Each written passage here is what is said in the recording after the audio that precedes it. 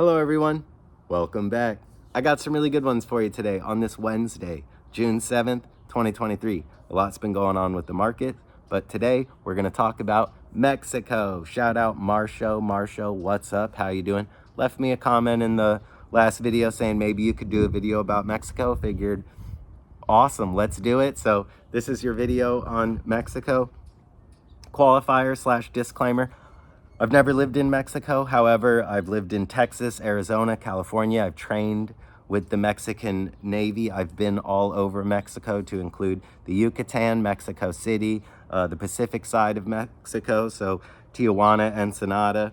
You know, I've got a perspective on Mexico that I think is unique and you might get something out of. About 130 million people live in Mexico, okay, just over 1/3 the population of the United States. And for being a relatively small landmass, you know, that's a lot of people. When I was in Mexico City, we're talking about 20 million people in the greater metropolitan area, larger than New York City. So just as far as the eye can see, just sprawling concrete jungle. One interesting thing about Mexico is the population distribution. So 80% of the Mexican population live in the cities, and then 20% exist in the rural areas, meaning when you leave these really densely populated urban centers, you find yourself just in the middle of nowhere quickly. It just drops off really quick. A lot of that, Mexico has a lot of desert, okay? It's hard to kind of spread the population around when it's hard to get water to these areas and, you know, kind of build up the infrastructure. So Mexican geography and population distribution is pretty interesting, because you have a ton of desert, but you also have like the lush Yucatan Peninsula. You know, fun fact, the asteroid that wiped out the dinosaurs, I think it was right off the Yucatan. Like, I actually think that bowl, that peninsula is going out in the Gulf of Mexico. I think, my understanding, that's where the asteroid smacked, and it kind of looks like that. But anyway, cool geography, wonderful flora and fauna. They have the Gulf Coast to their east, and then the Pacific Ocean. You know, that gives them a wonderful advantage for trade. They're also a neighbor, you know, of the United States, so very close trading partners with the United States. They have a lot of trading partners. I believe it's like 40 trading partners, to include China, so some pretty big players at the table doing business with good old Mexico. Really cool flora and fauna. Google the Mexican hairless dog. When I was in Mexico City, I saw these dogs that are like, they're not little chihuahuas, okay? They're big golden retriever sized dogs with no hair. They're really cool and really novel. There's only 1,000 of them. They retail about $2,400 a pop. Business opportunity for whoever brings the Mexican hairless dog to the US and starts breeding it, because I would totally buy one. Really cool animal. The Chihuahua, also really cool, came out of Chihuahua, Mexico. You know, that little dog is the longest living dog breed. They live on average like 16 years, because I think it's mainly because they're pretty tiny. On the opposite end of that spectrum, you have the Great Dane, which has an average lifespan of like 7.5, 8.5 years, because their little heart has such a hard time pumping all that blood to such a big body. Chihuahua's kind of the opposite of that. Those things live forever. So really cool dog breeds, the Chihuahua, the Mexican hairless dog. The best Coca-Cola, so if you Google Mexicoke or Mexican Coke, you'll notice that the formula Coca-Cola uses in Mexico replaces high fructose corn syrup with white sugar, so Mexican Coca-Cola is much better. The best tequilas come out of Mexico, world-renowned tequilas. You got like Don Julio 1942. Totally recommend trying some of these Mexican tequilas if you got, you know, a taste for that kind of thing. So, you know, the food is the best. Mexico's kind of turned up to 11 on everything. So like food and drinks turned up to 11. You know, fun, warm, and people with a strong sense of faith and family unit turned up to 11. Government corruption turned up to 11. So Mexico's got a lot of really great things going for it, and then some glaring issues, which we'll get more into that. So beautiful country, beautiful people, beautiful culture, real melting pot.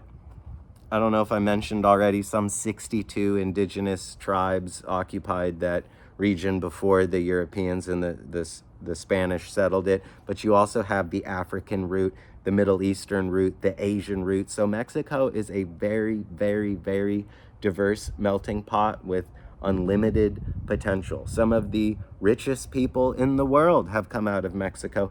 Google Carlos Slim net worth. I don't know what his net worth is, but he's usually like top 5 richest people on the planet at any given time. Telecommunications owner, so owns telecommunications companies in Mexico. I'm pretty sure that's where he made the most of his money, but also owns like some U.S. media arms. I believe he owns like the Wall Street Journal or the Washington Post, or he owns some pretty big media arms in the U.S. You should look up which one Carlos Slim owns. So very powerful, very influential dude. So some of the richest people in the world come out of Mexico, but they also have a problem with wealth disparity. So they have a lot of poor people too. Like pretty much half the country is pretty poor. There's not really a whole lot of a middle class. So issue with wealth disparity, issue with government corruption.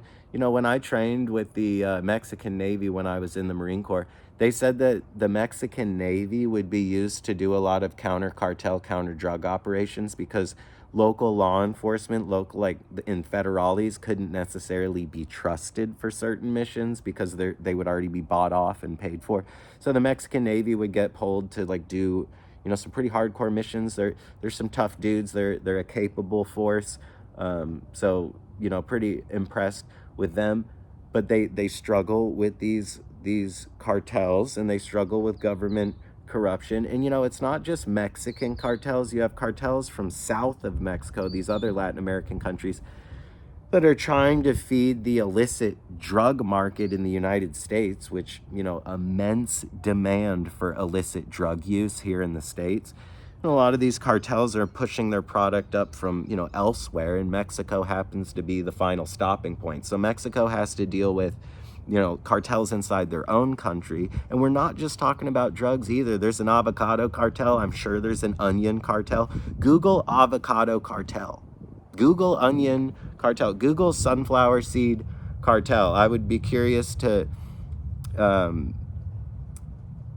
I'd be curious I kind of want to know to what extent the cartels have kind of pervaded every aspect of Mexican society and economy. So, it's not just drugs when we're talking about cartels. Cartels are really from what I can see, a response to just a corrupt, inept government, and it kind of creates a power vacuum. And then these cartel have to step in and fill that power vacuum and create, their own laws and their own means of enforcing things. So it just gets really messy because oftentimes too, these cartels without rule of law can become, very heavy-handed and borderline evil. Okay, there's a lot of beheadings, people go missing in Mexico. So there is a shadow there with the cartels and the corruption in government.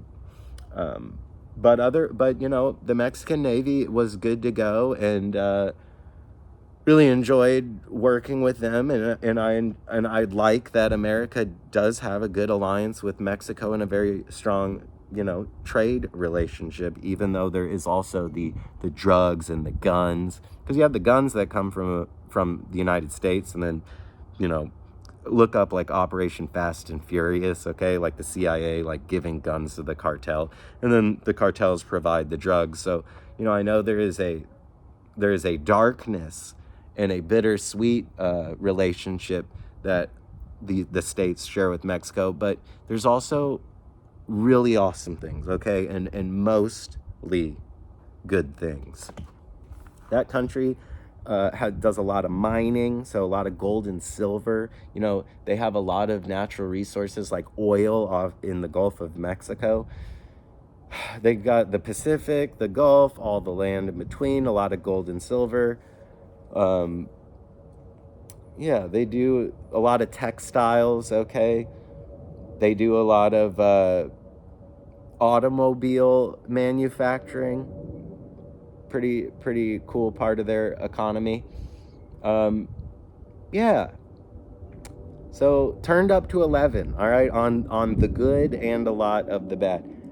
But net, beautiful country, beautiful culture, beautiful people. Their military has no tanks, so that's a problem for them because if your government isn't able to project force, it creates problems with your currency and your institutions, and you kind of see that. So Mexico has no tanks. That I found that very interesting. Zero tanks. Crazy. They need to get some of those. They need to get some tanks. No nukes. Okay, so they're not a nuclear superpower. They don't really get a seat at the table, and that kind of piggybacks off the whole, if you can't project force, it makes things kind of difficult. So no nukes, no tanks, but still a capable military from what I saw. Really hardworking and down for the cause, patriotic Mexicans. And culturally, they have a bit of a revolutionary spirit, like U.S. citizens do. You had the Mexican Revolution from 1910 to 1920 with Pancho Villa, and we had the American Revolution. So kind of a shared origin story in some respects.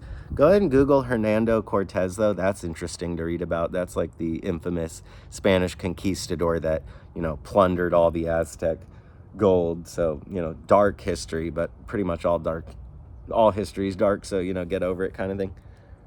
So very interesting, rich history, lovely culture, best food, best drinks. Yeah. I've owned a cleaning company since 2017, so going on 7 years now, and a lot, not often, but I'll see sometimes Saltillo tile. Love Saltillo tile flooring. If you ever have a friend that has Saltillo tile floors, they're very popular in the Southwest. If they're authentic, those tiles are made in Mexico, in Saltillo, Mexico, and when the tiles are made and set out into the sun to dry, sometimes animals will come down from the foothills, so you might get little coyote prints, bird prints, paw prints on your Saltillo tile. Really cool. So yeah, Mexican Coke, Mexican hairless dogs, Saltillo tile. A lot of really cool, novel, awesome things come out of Mexico.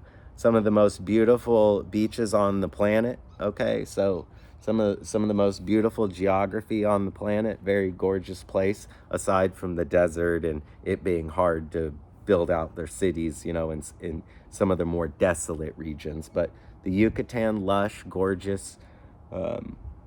Yeah, Mexico, net, I could totally live there. It's a very beautiful place, and a lot of Americans do. So there's this huge expat community, tens of thousands of Americans living permanently in Mexico, and then tens of thousands of Mexicans living in the States. So very intertwined culturally. I'm sure Mexicans get a lot of their influence from the States, just like, vice versa. So it's really cool for me to actually do a video on Mexico because, having lived in Texas, Arizona, California, served in the Marine Corps, been to Mexico probably a dozen times, never actually really done a video on it and kind of given my perspective. And it is a different perspective because I'm not from Mexico. Okay. So yeah, it's a very diverse place, a lot going on. A lot of different cultures, kind of, a melting pot, lot to offer, unlimited potential, some of the most beautiful scenery, beautiful people, beautiful music, best food, best drinks. It's just the problems with their government's inability to project force, no tanks, no nukes, the corruption inside of their government, which, Mexicans are surveyed and the majority say this. So this isn't me just passing judgment on Mexico. Really, most people would say, yes, corruption with the government is very often an issue here, and we've had a very difficult time getting our government to function more smoothly, cohesively, follow the rule of law, fight corruption. And then they have a problem with the cartels, not only the cartels with the drugs, but the cartels for the avocados and the facets of the Mexican economy. So yes, government issues, cartel issues, wealth disparity issues, which I'm sure the first, you know, two issues kind of ultimately feed into that wealth disparity. When Mexicans are surveyed, you know, if they're saying, I don't think most of my tax revenue is like going, you know, where it's supposed to go, and I don't believe the government is doing right by the people with the tax revenue, well, you know, that's what happens. Social upward mobility becomes very difficult. The currency, you know, has periods of inflation, so, you know, instability, you know, so it makes it a challenging place in some respects, but, you know, the land of opportunity too for somebody looking to do some gold and silver mining, or for, you know, crypto too shows wonderful potential for places like Mexico and some of these other Latin American countries, because, you know, a lot of the population might live, work elsewhere, and they want to be able to send that money home. Western Union takes a fat percentage whenever Mexican workers come to the States and send money home. Like, Western Union wants to steal 15% of that labor just to charge them to send money home. And crypto circumvents a lot of that. So although I think U.S. citizens are very enamored with Bitcoin and crypto, I think the real success story is for some of these other countries and other people that are in a bit different circumstance, you know. Kind of wish I had like an expat perspective as a U.S. citizen. That'd be really cool if I had been like, you know, living in Mexico for the last 5 years. It'd be really cool to be able to tell you guys about that.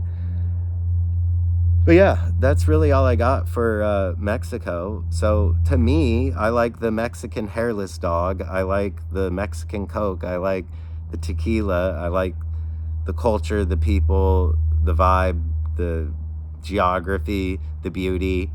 But then I also am very aware of the complexity around the corrupt government, and not everybody in the government's corrupt, okay, disclaimer, but the propensity for corruption in the government, the cartels, the problems they have with the cartels who are fighting, you know, each other, and cartels from other countries. So, you know, a bit of a mess in that respect, you know, but it just kind of is what it is. And they are working towards those things, you know, solving these problems, okay, solving the wealth inequality, solving the corruption, solving the problems with the cartels. So I am hopeful, you know, I really am.